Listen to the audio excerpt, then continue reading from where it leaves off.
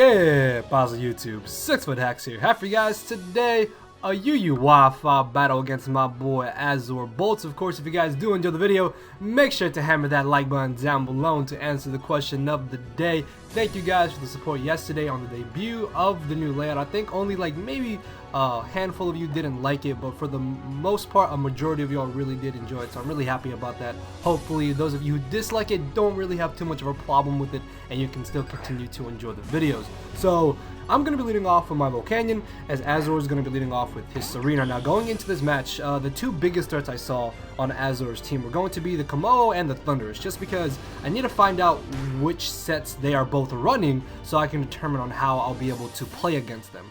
So he's able to outspeed my Volcanion turn 1, which had me thinking that maybe he was a banded or a potentially scarfed Serena, which sounds a little bit odd if you really think about it, just because of how bulky Serena can be. As he U-turns into his Volcanion, I was so close to going for the hidden power electric, but I'm going to go for that the following turn, thinking that he didn't have anything to hit me with, but he has the he has the earth power, as I crit him with my hidden power electric, which is a little bit unfortunate for Azure because I'm able to get off more damage than I should have, as I can now switch into my Latios, pretty confident in the fact that he's choiced into earth power and that he's not going to switch up moves here. So predicting him to switch into a Sylveon here, I'm going to double switch into my Fortress, which has a very terrible nickname. I need to come up with a new nickname for Fortress. I really don't like this nickname, although I do like Team Fortress 2. It reminds me a lot of Overwatch reminds me a lot of TF2. Anyways, I digress. As I'm going to go for Lair Spikes, and I know this may seem a little bit odd because he's got two Rapid Spinners in Serena and Fortress, but the benefit of me getting up a Lair Spikes is that I can force him to Rapid Spin with one of his two spinners, and then I can take advantage of that free turn. As he switches into his Fortress, I thought that he was going to try and pass the Wish off to the Volcanion, but I guess if he did that, then he would have given me a free switch into my Latios, which from there I could have just gone for the Psyshock or potentially Draco'd if I expected him to not bring in the Sylveon. But by him bringing in the Fortress, I can now bring back in my Volcanion, and I can just click Fire Blast and start racking up a little bit of Spikes damage, as I'm going to be able to Fire Blast the incoming Sylveon. I get lucky again, and I get the 10% burn, but hey, bad luck Leo is always a thing in most of my battles, so I'm bound for some good luck in a game here and there. Don't worry, I'm going to get stupidly unlucky in future battles to make up for these two bits of hacks. Then again, my Volcanion is well trained, so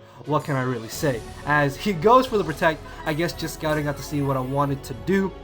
This is not really going to help him because unless I get like absolute minimum damage on this Fire Blast, then there's no way that this Sylveon is going to be able to live, and luckily I do not get that min damage as I'm able to knock out the Sylveon. This is really good because that was his best and only real answer to my Latios, now gone, so I can freely spam Draco Meteor or even just spam Psyshock, as he's going to bring in the Volcanion. I don't want to switch out here because there's a possibility he may overpredict, and I can maybe live an attack he's going to go for, as he crits me with the Sludge Bomb. I'm pretty sure that crit didn't matter, but if it did, it was very justified considering that my Volcanion did hack him a bit there at the beginning of the match. As I can bring in my Cobalion here, I don't want to mess around with him potentially not being locked into the Sludge Bomb, so I'm going to go straight for the close combat, as he's going to get a free switch into his Fortress. And this is actually pretty good for me because I'm pretty sure that he's either going to try and Rapid Spin or go for a Lair Spikes, or maybe try and get up Stealth Rocks, because this is most likely what he's got rocks on.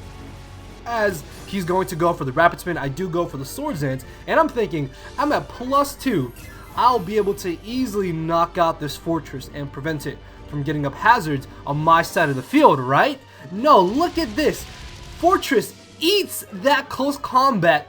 That was at +2. Stabbed, max special attack like it was nothing, and then he's just gonna get up his Stealth Rocks. So that actually kind of worried me, because if that Thunderous is mixed, then anytime my Latios comes in is going to be taking residual damage unless I'm able to Rapid Spin right away. So luckily I will be able to knock out this Fortress, which means as soon as I do Rapid Spin away the Stealth Rocks, there's no way he'll be able to get them back up, and there's a possibility that he doesn't have Rapid Spin on this Serena. So he's going to bring in Serena on my +2 Cobalion, and the way you brought it in had me thinking that he's got to be scarfed, and that he's definitely going to be going for the high jump kick. So I can get a free switch into my Hippowdon here, and the good thing about this is that with him being locked into high jump kick, I'll be able to get up my stealth rocks. Unfortunately though, this gives him a free switch into the Thunderous, which is absolutely terrifying because I don't know if it's mixed, I don't know if it's nasty plot, I don't know if it's got the Z move or it's expert belted or life orbed or what. So I need to think about worst case scenario right now, which is him potentially nasty plotting on me going for a slack off, predicting him to just go for a grass knot or a hidden power ice, as he does make the aggressive play in hidden power icing, and I do go for the whirlwind. So I could have gone for the slack off, but if he did nasty plot there, then that would have been really bad for me because I don't have anything on my team that outspeeds the Thunderous, and my Azure is the Normium Z belly drum set and not choice banded, so Aqua Jet wouldn't be doing too much damage to him. So as I whirlwind him into this arena, he's going to be able to just knock me out with a drop kick. I really didn't want this to potentially U-turn, so I stayed in and went for the slack off. If he did want to go for the U-turn, predicting me to switch out, as I can bring in my fortress. This is really good for me because what I can do is freely go for the rapid spin, although he could get a free switch into Komodo or the Thunderous. He actually stays in and is going to go for the drop kick. I'm not really too sure. Maybe he was hoping that I would knock him out with the gyro ball. That way he could get a free switch into either Komodo or Thunderous, but I'm not going to allow that to happen. I need these rocks gone, and then I can go for the Volt Switch, thinking that he would switch out, but he actually stays in. And I'm going to Volt Switch into my Latias, hoping that maybe I could scare him out, but even if he stays in, I can then just bring back in my Fortress. And if he did want to switch there into the Thunderous, then I could have just sacked off Fortress to Thunderous, but then again, I could have stayed in with Latias to go for the Draco, so he most likely was tempted to just stay in with the Serena instead of switching out there. So switching the Fortress still wasn't a bad play, I think.